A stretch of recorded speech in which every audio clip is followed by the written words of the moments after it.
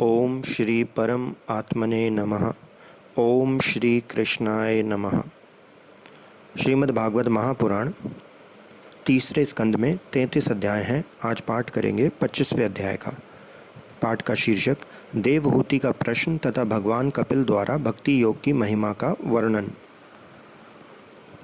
शौनक जी ने पूछा, सूत जी, तत्वों की संख्या करने वाले भगवान कपिल साक्षात अजन्मा नारायण होकर भी लोगों को आत्मज्ञान का उपदेश करने के लिए अपनी माया से उत्पन्न हुए थे।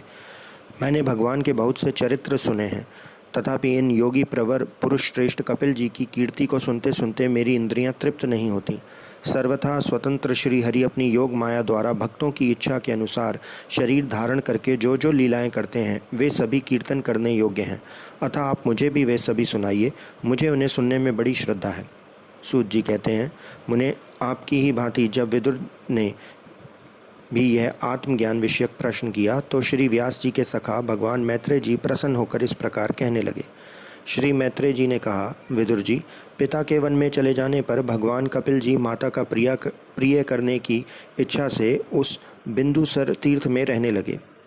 एक दिन तत्व समूह के पारदर्शी भगवान कपिल कर्म कलाप से विरत हो आसमान पर विराजमान थे। उस समय ब्रह्मा जी के वचनों का स्मरण करके देवहूति ने उनसे कहा। देवहूति बोली, भूमन, प्रभो, इन दुष्ट इंद्रियों की विषय लालसा में से मैं बहुत ऊब गई हूँ और इनकी इच्छा पूरी करते रहने से ही घोर अज्ञान अंधकार में पड़ी हुई हूँ। अब आपकी कृपा से मेरी जन्म परंपरा समाप्त हो चुकी है। इसी से इस दुस्तर अज्ञान अंधकार से पार लगाने के लिए सुंदर नेत्र रूपी आप प्राप्त हुए हैं। आप संपूर्ण जीवों के स्वामी भगवान आदि पुरुष हैं तथा अज्ञान अंधकार से अंधे पुरुषों के लिए नेत्र स्वरूप सूर्य की भांति उदित हुए हैं। देव, इन देह गे आदि में जो मेरेपन का दुराग्रह होता है वह भी आपका ही कराया हुआ है। अतः आप मेरे इस महामोह को दूर कीजिए। आप अपने भक्तों के संसार रूपी वृक्ष के लिए कुठार के समान हैं। मैं प्रकृति और पुरुष का ज्ञान प्राप्त करने की इच्छा से आप शरणागत वत्सल की शरण में आई हूँ। आप भागवत धर्म में जानने वालों में सबसे श्रेष्ठ हैं। मैं आपको प्रणाम करती हूँ। श्री मैत्रेय जी कहते हैं, इस प्रकार माता देवहूति ने अपनी जो अभिलाषा प्रकट की वह परम पवित्र और लोगों का मोक्ष मार्ग में अनुराग उत्पन्न करने वाली थी। उसे सुनकर आत्मज्ञ सत्पुरुषों की गति श्री कपिल जी उसकी मन ही मन प्रशंसा करने लगे और फिर मृदु मुस्कान से सुशोभित मुखार विंद से इस प्रकार कहने लगे। आसन पर विराजित भगवान कपिल ने कहा, माता, यह मेरा निश्चय है कि अध्यात्म योगी मनुष्यों के आत्यांतिक कल्याण का मुख्य साधन है, जहाँ दुख और सुख की सर्वथा निवृत्ति हो जाती है। साध्वी, जब अंगों से संपन्न उस योग का मैंने पहले नारद आदि ऋषियों के सामने उनकी सुनने की इच्छा होने पर वर्णन किया था, वही मैं योग आपको सुनाता हूँ। इस जीव के बंधन और मोक्ष का कारण मन ही माना गया है। विषयों में आसक्त होने पर वह बंधन का हेतु होता है और परमात्मा में अनुरक्त होने पर वही मोक्ष का कारण बन जाता है। जिस समय यह मन मैं और मेरेपन के कारण होने वाले काम क्रोध आदि विकारों से मुक्त एवं शुद्ध हो जाता है, उस समय वह सुख दुख से छूटकर सम अवस्था में आ जाता है। तब जीव अपने ज्ञान वैराग्य और भक्ति से युक्त हृदय से आत्मा को प्रकृति से परे एकमात्र अद्वितीय भेद रहित स्वयं प्रकाश सूक्ष्म अखंड और उदासीन सुख दुख शून्य देखता है तथा प्रकृति को शक्तिहीन अनुभव करता है। योगियों के लिए भगवत प्राप्ति के निमित्त सर्वात्मा श्री हरि के प्रति की हुई भक्ति के समान और कोई मंगलमय मार्ग नहीं है। विवेकी जन संग या आसक्ति को ही आत्मा का अच्छेद्य बंधन मानते हैं, किंतु वही संग या आसक्ति जब संतों महापुरुषों के प्रति हो जाती है तो मोक्ष का खुला द्वार बन जाती है। जो लोग सहनशील दयालु समस्त देहधारियों के अकारण हित किसी के भी प्रति शत्रु भाव न रखने वाले शांत सरल स्वभाव और सत्पुरुषों का सम्मान करने वाले होते हैं, जो मुझ में अनन्य भाव से सुदृढ़ प्रेम करते हैं, मेरे लिए संपूर्ण कर्म तथा अपने सगे संबंधियों को भी त्याग देते हैं और मेरे परायण रहकर मेरी पवित्र कथाओं का श्रवण कीर्तन करते हैं तथा मुझसे ही चित्त लगाए रहते हैं, उन भक्तों को संसार के तरह तरह के ताप कोई कष्ट नहीं पहुँचाते हैं। साध्वी, ऐसे ऐसे सर्व संग परित्यागी महापुरुष ही साधु होते हैं, तो मैं उन्हीं के संग की इच्छा करनी चाहिए, क्योंकि वे आसक्ति से उत्पन्न सभी दोषों को हर लेने वाले हैं। सत्पुरुषों के समागम से मेरे पराक्रमों का यथार्थ ज्ञान कराने वाली तथा हृदय और कानों को प्रिय लगने वाली कथाएं होती हैं। उनका सेवन करने से शीघ्र ही मोक्ष मार्ग में श्रद्धा, प्रेम और भक्ति का क्रमशः विकास होगा। फिर मेरी सृष्टि आदि लीलाओं का चिंतन करने से प्राप्त हुई भक्ति के द्वारा लौकिक एवं पारलौकिक सुखों में वैराग्य हो जाने पर मनुष्य सावधानी पूर्वक योग के भक्ति प्रधान सरल उपायों से समाहित होकर मनोनिग्रह के लिए यत्न करेगा। इस प्रकार प्रकृति के गुणों से उत्पन्न हुए शब्द आदि विषयों का त्याग करने से, वैराग्य युक्त ज्ञान से, योग से और मेरे प्रति की हुई सुदृढ़ भक्ति से मनुष्य मुझे अपने अंतरात्मा को इस देह में ही प्राप्त कर लेता है।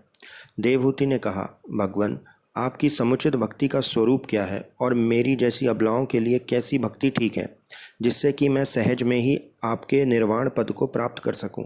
निर्वाण स्वरूप प्रभु, जिसके द्वारा तत्व ज्ञान होता है और जो लक्ष्य को भेदने वाले बाण के समान भगवान की प्राप्ति कराने वाला है, वह आपका कहा हुआ योग कैसा है और उसके कितने अंग हैं?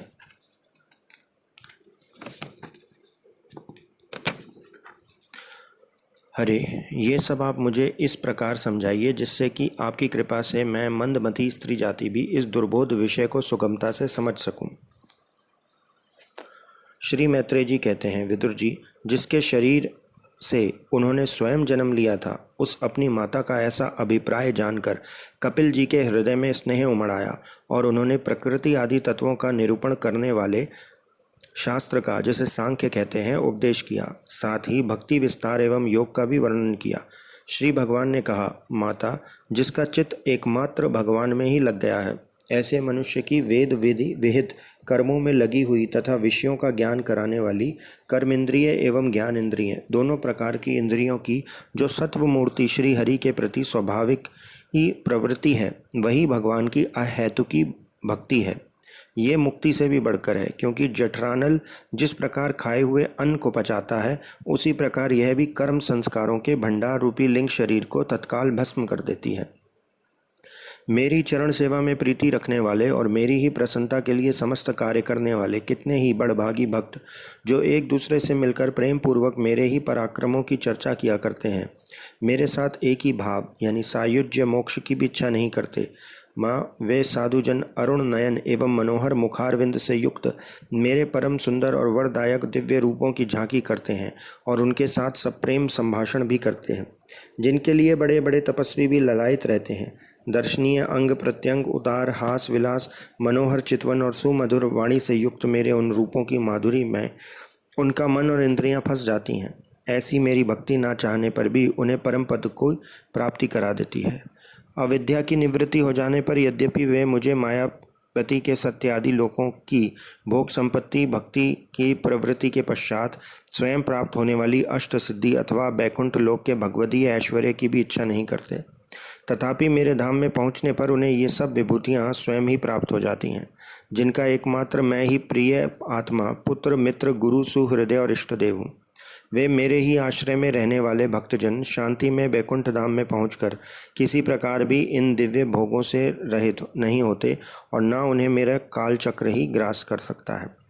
माताजी, जो लोग इहलोक परलोक और इन दोनों लोकों में साथ जाने वाले वासना में लिंग देह को तथा शरीर से संबंध रखने वाले जो धन, पशु एवं ग्रह आदि पदार्थ हैं, उन सबको और अन्याय संग्रहों को भी छोड़कर अनन्य भक्ति से सब प्रकार मेरा ही भजन करते हैं, उन्हें मैं मृत्यु रूपी संसार सागर से पार कर देता हूँ। मैं साक्षात भगवान हूँ, प्रकृति और पुरुष का भी प्रभु हूँ तथा समस्त प्राणियों का आत्मा हूँ। मेरे सिवा और किसी का आश्रय लेने से मृत्यु रूपी महाभय से छुटकारा नहीं मिल सकता। मेरे भय से वह वायु चलती है, मेरे भय से सूर्य तपता है, मेरे भय से इंद्र वर्षा करता है और अग्नि जलाती है तथा मेरे ही भय से मृत्यु अपने कार्य में प्रवृत्त होता है। योगी जन ज्ञान वैराग्य युक्त भक्ति योग के द्वारा शांति प्राप्त करने के लिए मेरे निर्भय चरण कमलों का आश्रय लेते हैं। संसार में मनुष्य के लिए सबसे बड़ी कल्याण प्राप्ति यही है कि उनका चित्त तीव्र भक्ति योग के द्वारा मुझ में लगकर स्थिर हो जाए। इति श्रीमद्भागवते महापुराणे पारमहंस्यां साहित्यां तृतीय स्कंदे कपिलोपाख्यान पंचम पंचविंशो अध्याय। कृपया चैनल को सब्सक्राइब करें ताकि हम इसी प्रकार से और श्रीमद् भागवत महापुराण के सार को अपलोड करते रहें। श्री कृष्ण गोविंद हरे मुरारी, हे नाथ नारायण वासुदेव। श्री कृष्ण गोविंद हरे मुरारी।